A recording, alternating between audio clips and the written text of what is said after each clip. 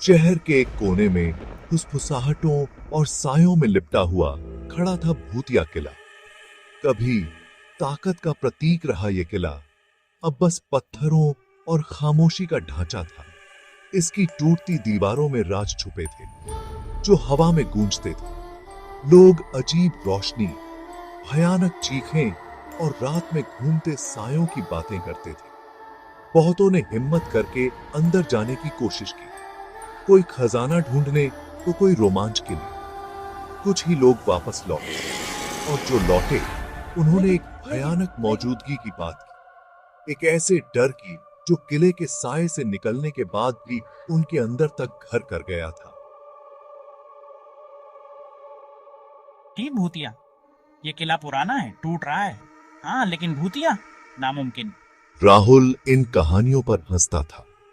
वो विज्ञान और तर्क का आदमी था। अंधविश्वास के लिए उसके पास समय नहीं था। मैं इस किले में एक रात बिता सकता हूँ, कोई दिक्कत नहीं। डर तो बस एक वहम है, तर्क और रोशनी से आसानी से भगाया जा सकता है। उसके दोस्तों ने उसे किले में रात बिताने की चुनौती दी, जिसे राहुल ने तुरंत स्वीकार कर लिया। लेकिन उसे एक साथी की जरूरत थी। कोई तो होना चाहिए था जो इस रोमांच में उसका साथ दे। मुझे नहीं पता राहुल, ये थोड़ा खतरनाक लग रहा है। सिया, उसकी सबसे अच्छी दोस्त, पहले तो हिचकिचा रही थी। उसकी आंखों में डर साफ दिख रहा था। चलना सिया, ये तो एडवेंचर होगा। क्या तुम नहीं देखना चाहती कि ये कहानियां सच हैं या नहीं? राहुल का उत्साह और सिया की वफादारी आखिरकार उसे मनाने में कामयाब रहे। ठीक है, मैं तुम्हारे साथ चलती हूँ, लेकिन अगर हमने कुछ भी अजीब देखा तो हम तुरंत वापस आ जाएंगे। वो उसके साथ जाने के लिए मान। उसकी झिझक अब उत्सुकता में बदलने लगी थी। आसमान में चांद थोड़ा डरावना लग रहा था। उसकी रोशनी रास्ते पर लंबी, खौफनाक परछाई बना रही थी। राहुल और सिया किले के गेट के पास खड़े थे। हवा में धूल और सड़न की गंध भरी हुई थी। ये जगह मुझे डरा रही है राहुल, तुम्हें यकीन है ना? सिया की रीढ़ की हड्डी में सिहरन दौड़ गई। उसके अंदर का डर उसकी हिम्मत को तोड़ने की कोशिश कर रहा था।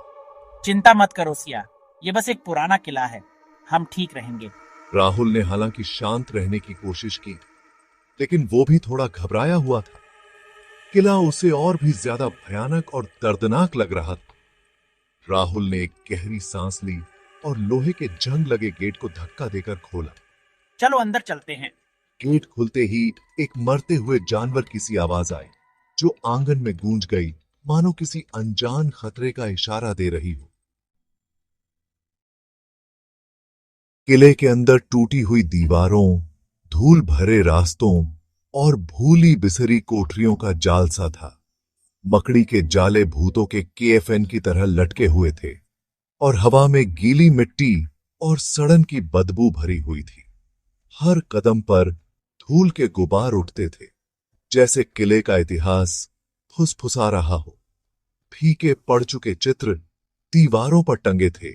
उनकी आंखें ऐसी लग रही थीं जैसे राहुल और सिया को जाते हुए देख रही हूं। खामोशी तो सिर्फ है। उनके कदमों की हल्की गूंज और चमगादड़ों के उड़ने की फड़फड़ाहट से टूट रही थी, जो उनके आने से परेशान हो गए थे। उन्हें एक अजीब सी बेचैनी महसूस हो रही थी, जैसे कोई उन्हें देख रहा हो। अनदेखी आंखें उनका निरीक्षण कर रही हों। हम जितना अंदर जाते हैं, हर मोड़ हमें किले के बीच में और भी गहराई में ले जाता है। देखो राहुल, एक बड़ा सा हॉल, इसकी छत खुली हुई है। चांद की रोशनी धूल भरी जमीन पर पड़ रही है। कई दरवाजे जिनकी लकड़ी टेढ़ी मेढ़ी और फटी हुई है, हॉल से अलग अलग दिशाओं में जाते हैं। हर दरवाजा किसी अनजान रहस्य का न्योता दे रहा है। रुको, क्या तुम्हें ये आवाज सुनाई दे रही है? एक कमरे से धीमी दर्द भरी आवाज। ये बहुत ही दुख भरी आवाज है, जैसे कोई बेहाल होकर गुहार लगा रहा हो। इसे सुनकर मेरी तो रीढ़ की हड्डी में भी सिहरन दौड़ गई। हमें जाकर देखना चाहिए। चलो, उस खुले हुए दरवाजे के पास चलते हैं। अंदर से हल्की सी रोशनी आ रही है। कमरा छोटा है और उसमें ज्यादा सामान नहीं है। बस एक टिमटिमाता हुआ मोमबत्ती बीच में रखी एक भारी लकड़ी की मेज पर रखा है, जिस पर एक पुरानी किताब खुली हुई है। सावधान रहो राहुल, जैसे ही तुम नजदीक जाते हो मोमबत्ती की लौ हिलती है और बुझ जाती है, जिससे कमरा अंधेरे में डूब जाता है। एक ठंडी हवा कमरे में घूमती है, जिससे तुम्हारा लालटेन भी बुझ जाता है सिया। उन्हें अचानक से एक दर्दनाक डर ने अपनी जकड़ में ले लिया। धीमी गर्जना। किसने हिम्मत की मेरी नींद खराब करने की? परछाइयों से एक प्रेत दिखाई देने लगता है। उसकी आंखें बुरी ताकत से भरी हुई थीं, जो उन पर टिकी हुई थीं। एक कर्कश आवाज जो सालों से नहीं बोली गई थी पूरे कमरे में गूंज गई। किसने हिम्मत की मेरी नींद खराब करने की? हवा में एक अजीब सी ऊर्जा महसूस हो रही थी। प्रेत गुस्से से चिल्लाया। उसका रूप बदलता और घूमता रहा, जैसे किसी बवंडर में फंस गया हो। कमरे की दीवारें कांपने लगीं, छत से धूल झड़ने लगी। सिया डर के मारे देखती रही, क्योंकि उनके नीचे की जमीन फटने लगी और कराहने लगी। तापमान तेजी से गिरने लगा, हवा भारी और दमनकारी होती गई। लेकिन राहुल लगातार मंत्र पढ़ता रहा।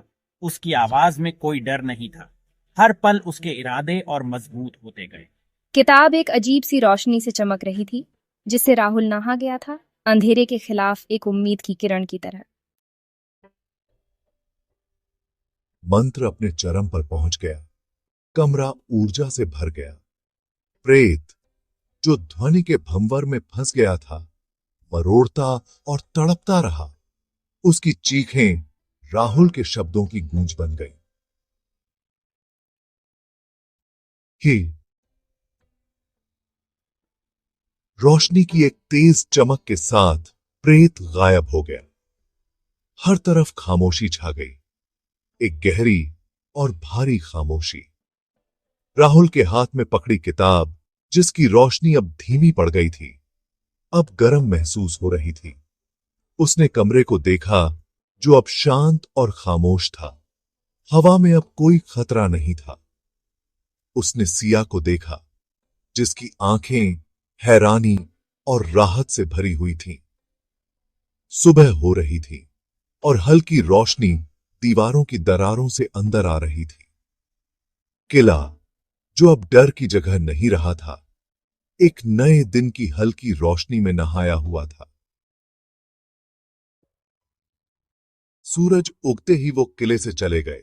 भारी दरवाजे उनके पीछे बंद हो गए, जैसे उनके फैसले की पुष्टि कर रहे हों। किताब, जो अब बंद थी, राहुल के बैग में सुरक्षित रखी गई थी।